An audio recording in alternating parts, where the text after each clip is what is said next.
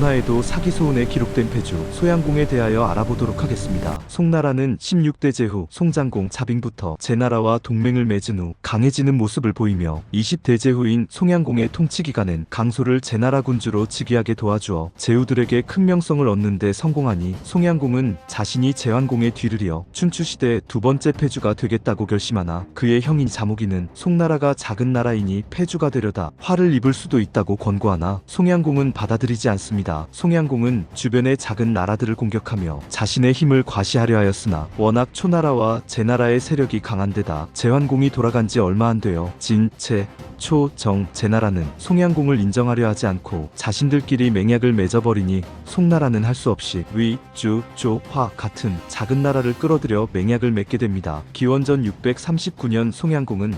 제나라와 초나라 등 제후국들을 불러들여 맹회를 열어 자신이 맹주행세까지 하니 초나라 20대제후 초성왕 웅희와 제나라 16대제후 제후공 강소가 큰 불만을 가지나 송양공은 신경조차 쓰지 않고 같은 해 가을 우라는 곳에서 또다시 맹회를 개최하기로 합니다. 자무기는 다시 한번 송양공을 찾아가 송나라가 작은 나라이니 패주가 되려 하였다간 화를 부를 것이라고 충고하나 송양공은 받아들이지 않으며 끝까지 우에 가려고 하자 자무기는 초나라 사람들이 신용을 지키지 않을 수 있으니 군사를 거느리고 출발하라고 하지만 송양공은 이번에도 받아들이지 않습니다. 초, 진, 채, 허, 조, 정 6개의 나라가 약속대로 우에 도착하여 맹회가 시작되자 송양공이 제후들에게 맹주를 선거하자고 건의하였지만 누구도 대답하지 않고 서로 눈치만 보기 시작하니 기다리다 지친 송양공은 자신이 제환공의 뒤를 이어 맹주가 되어야 한다고 얘기하자 갑자기 초성왕이 뛰어나와 그럼 오늘의 맹주는 누구냐 물어봅니다. 송양공은 주나라에 대한 공로가 있으면 공로로 결정하고 공로가 없으면 자기로 결정해야 한다고 대답하는데 참고로 송나라의 개국제후 위자는 주나라 3대 군주 주성왕 희송에 의하여 최고의 자귀인 공작으로 책봉받고 초나라의 개국제후 웅혁은 주성왕에게 하위 자귀인 자작을 책봉받았습니다. 송나라의 자귀가 한참 높으니 송양공은 초성왕이 자신을 맹주로 인정할 줄 알았지만 초성왕은 초나라가 왕이 나라이니 당연히 자신이 맹주가 되어야 한다며 가운데로 이동하는데 이것을 지켜보던 자무기가 송양공의 옷깃을 잡으며 참으라고 하였으나 송양공은 이번에도 자무기의 의견을 받아들이지 않고 초나라의 왕위은 자칭한 것이니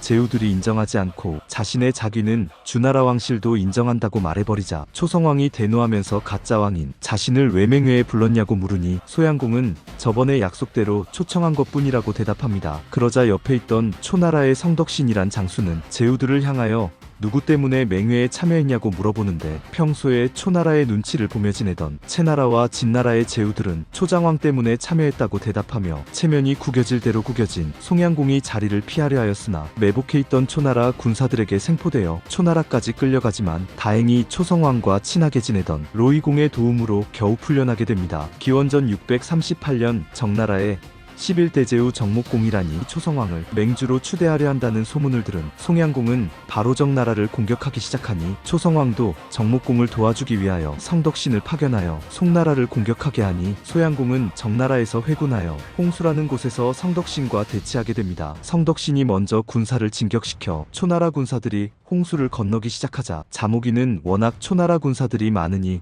강을 건너고 있는 사이 공격해야 한다고 건의하지만 송양공은 자신들이 인이의 군사인데 어떻게 상대방이 강을 건너고 있을 때 공격하냐며 거절하고 잠시 후 초나라 군사들이 강을 건너 진영을 정비하기 시작하자 자무기는 또다시 초나라가 진영을 완성하기 전 빨리 공격해야 한다고 건의하지만 송양공은 이번에도 인의를 내세워 초나라의 군사들이 진영을 완성하고 공격해올 때까지 기다리고 있던 중 여러 번의 공격 기회를 놓치고 수적인 열세에 밀려 초나라가 펼친 단 한 번의 공격에 대패당하여 송양공 자신까지 다리에 화살에 맞으며 도망가는 수모를 당합니다. 전쟁 이후 군사들은 송양공이 자무기의 의견대로 하지 않아 전쟁에서 패배했다며 비난하지만 송양공은 인덕이 있는 군자는 부상당한 군사를 공격하지 말아야 하고 지형을 이용하여 승리하면 안 되니 자신은 나라가 망하는 한이 있더라도 진영을 완성하지 못한 군사를 공격하지 않았다고 변명하는데 참지 못한 자무기는 송양공처럼 군자의 도리만 지킬 바엔 전쟁에서 싸우지 말고 함께 노예가 되자고 합니다. 여기서 간단하게 춘추시대 전쟁 방식에 대하여 설명해드리자면 이 당시 군사들은 주요하게 귀족이나 성 안에서 거주는 하는 국인들로 구성되었으며 전투도구는 주요하게 전차로 이루어져 귀족들이 마차를 타고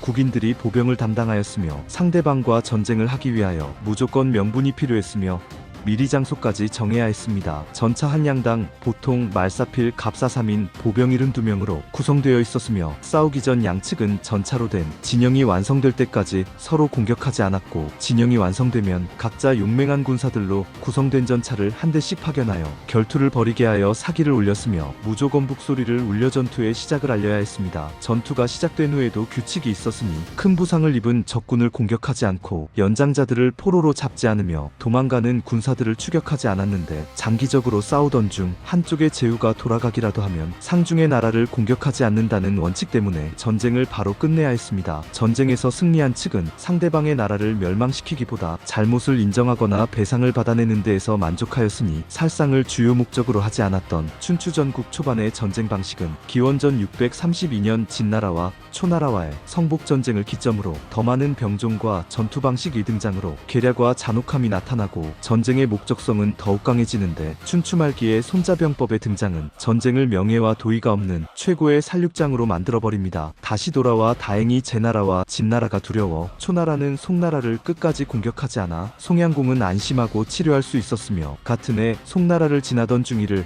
극진하게 대접한 후 다음 해인 637년 화살을 맞은 상처 때문에 돌아가며 그의 아들 자왕신이 자귀를 계승하여 송나라 21대제후 송성공입니다. 송양공에 돌아가기 전 최고의 업적으로 망명 중이던 중이에게 80필의 말을 선물해주며 극진하게 대해준 덕분에 얼마 후 진나라의 제후로 옹립된 진문공중이의 도움으로 계속되는 초나라의 공격을 막아낼 수 있었으나, 송나라는 끝까지 부응하지 못하고 기원전 286년 제나라에 의해 멸망당합니다. 송양공이 패주로 인정되어야 하는지는 여러분이 판단하시길 바라며, 혹시 송양공이야말로 춘추시대 인의를 중요시한 진정한 제후라고 주장하는 분들에겐 홍수의 전쟁에서 전사한 송나라 군인들이 모두 송양공의 자식이나 부모라면 저 또한 송양공이 진정한 군주라고 인정하고 싶다는 말을 남기며, 다음화부터 사기소원에 기록된 또 다른 패주 진목공에 대하여 알아보도록 하겠습니다.